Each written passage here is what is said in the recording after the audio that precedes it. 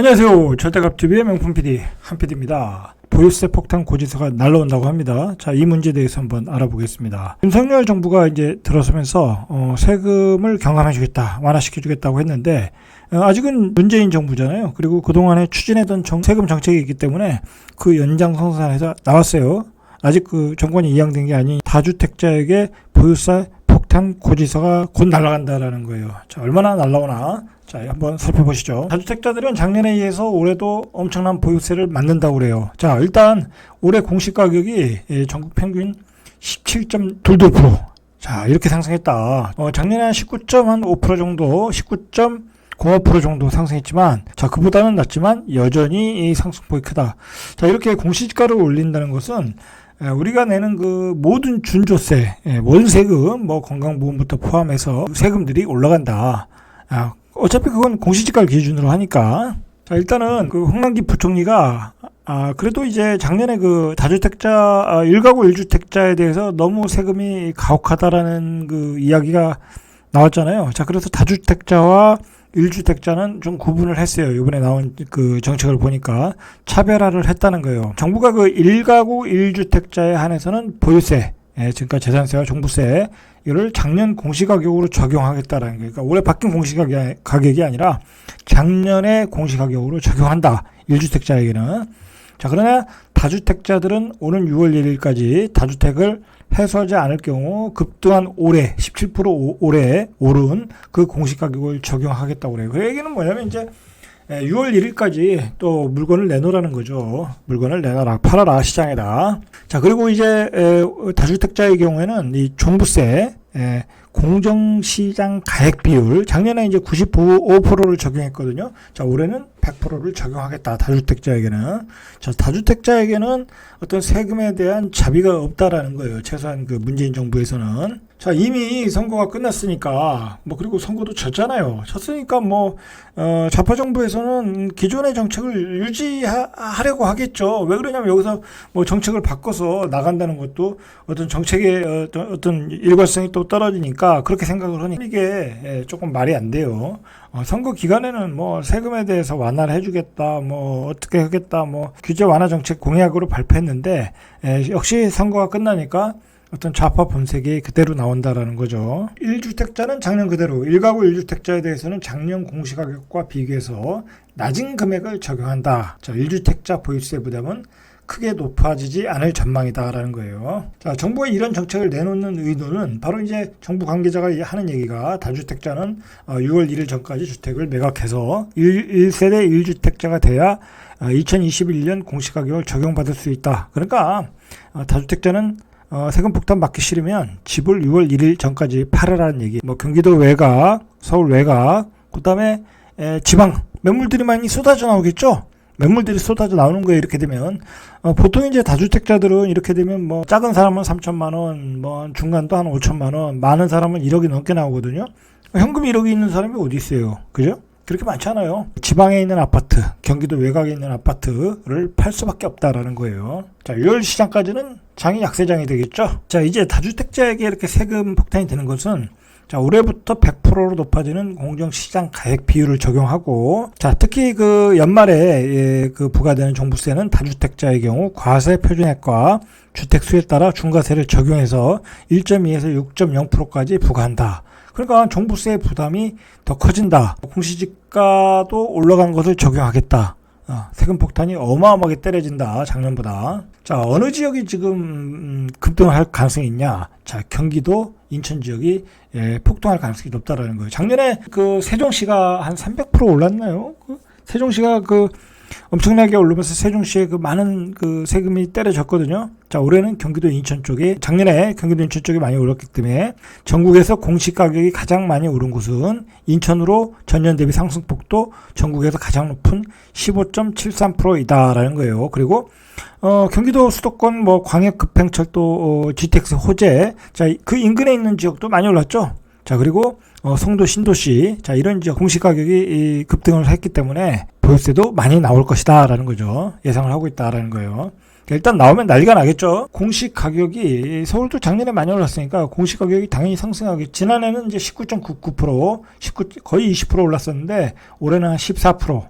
자, 그러나 도봉구 20%, 그 다음에 노원구 20%, 용산구 18%, 동작구 16%. 그러니까 노도강이 강세했잖아요. 그러니까 공시가격도 노도강 중심으로 많이 올랐다라고 보셔야 되겠죠. 가장 많이 시뮬레이션 되는 게 이제 강남구 음마아파트 한 채와 그 다음에 서울 마포구 레미안 프루지오 84, 둘 다 84. 자, 이 두 주택을 가졌을 경우 올해 보유세가 한 9,809만 원 정도. 그런데 작년에 이제 7,453만 원. 자, 그러니까 올해 2,356만 원이 올랐다라는 거예요. 자, 이렇게 다주택자에 대해서는 무자비하다. 자, 이제 매물을 내놓으라는 거죠.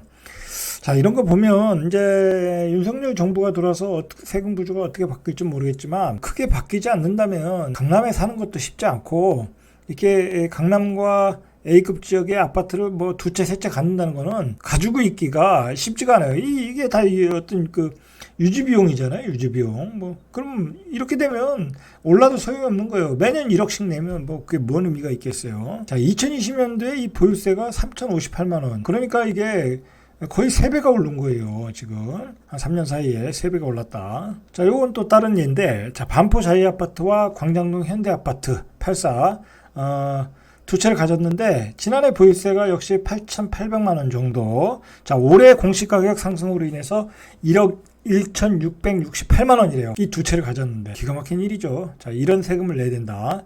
작년 대비 보유세가 32.4%가 올랐다. 문제는 이 1억 1천 정도 이 두 채 가진 사람이 뭐 다 부자는 아니겠죠. 예전부터 가지고 있는 사람이 있을 수 있으니까. 그렇지 않겠습니까? 그 전체 가격은 굉장히 큰 금액이지만 예전부터 집을 가지고 있는데 이렇게 집값이 오른 거야. 근데 그 사람 보러 1억 1천을 내라고 해.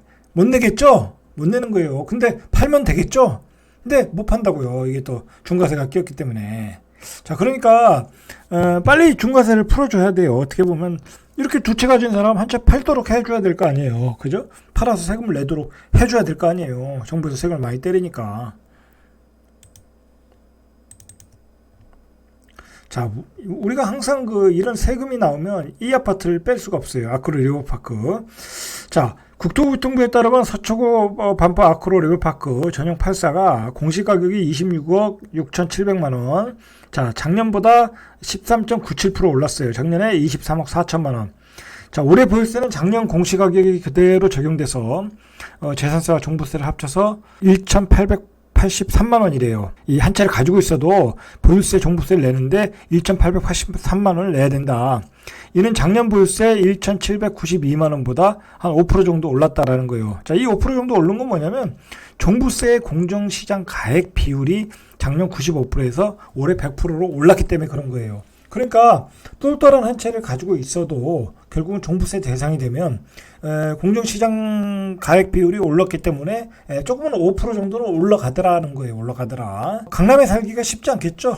이 아파트를 사도 1년에 한 1,800만 원 정도를 내야 된다라고 생각하면 쉽지 않죠. 월급쟁이라면 이게 쉽겠어요? 1,800만 원이면 내가 월 한 120, 30만 원 월세를 내고 이 아파트에 살고 있는 거예요. 평범한 사람이 이제 살 수 있는 아파트는 아니다라는 거죠. 자, 근데 이게 조금 문제가 있어요. 이 형평성의 논란이 있는데, 예를 들어서 본인 명의의 집이 한 채뿐이라면 뭐 공시가격 50억짜리, 100억짜리 고가주택에도 보유세는 깎아준다는 거야. 보유세는 이렇게 비싼 집인데도. 근데 예를 들어서 직장 등의 이유로 불가피하게 지방과 수도권에 소형 두 채를 가진 사람이 있거든요. 예를 들어서 뭐 4억짜리에서 8억짜리. 자, 이렇게 다주택자로 취급되면 오히려 보유세를 더 내는 예가 나오더라는 거예요. 자, 이런 그 디테일에서는 문제가 있다라는 거예요. 일단 파급 효과는 다주택 윤석열 정부가 들어서면서 다주택 가진 분들이 많이 이제 윤석열을 지지했잖아요. 자, 근데 이제 그래서 세금 완화, 규제 완화, 뭐 이제 대출 완화를 통해서, 그리고 이제 양도세, 중과세 완화를 통해서 시장에서 유통되게끔 이제 그 기대를 했는데, 뭐 아직은 이제 정권이 인수된 게 아니 기대 효과를 누릴 수는 없는 상황에서 지금 좌파 정부에서 또 다주택자에 대한 세금 폭탄을 또 때렸어요. 자, 이 때린 상황에서 일단은 7월 정도에는 전세 가격이 오르면서 또 요즘 최근에 그 재건축 시장이 또 들썩거리잖아요. 안전진단 뭐 규제 완화 뭐 등으로, 재건축 규제 완화 등으로. 자, 그런 기대감을 가지고 있었는데 이 보유세 폭탄이 때려지면서 다주택자들이 이제 집을 내놓을 수밖에 없죠. 뭐 5천에서 1억 내려면 집을 팔아야 되잖아요. 지방 경기도 외곽에 있는 아파트들은 다시 한번 더 하락세를 탈 가능성이 높다라고 보셔야 될 것 같아요. 자, 그리고 이제 어쨌든 집을 많이 가진다는 것은 이제 다주택자가 되는 거니까 불리하다. 세금 구조에서도 불리하다. 자, 그러니까 똘똘한 한 채로 역시 계속 가속화 될 것이다. 자, 그리고 우리가 또 봐야 될 게, 강남에 있는 아파트, 이제 고급주택, 뭐 20억이 넘어버리면, 이제 평범한 월급쟁이는 살기 힘들게 돼버렸어요, 이게. 이게 이제 이렇게 되면 우리 평범한 사람들이 강남에 들어갈 꿈이 없어진 거야. 이거 참 난센스가 돼버렸어요. 난센스가 돼버렸다. 좌파 정부 들어와서. 자, 오늘은 여기까지 이상 절대값 큐브의 명품 PD 한 PD였습니다.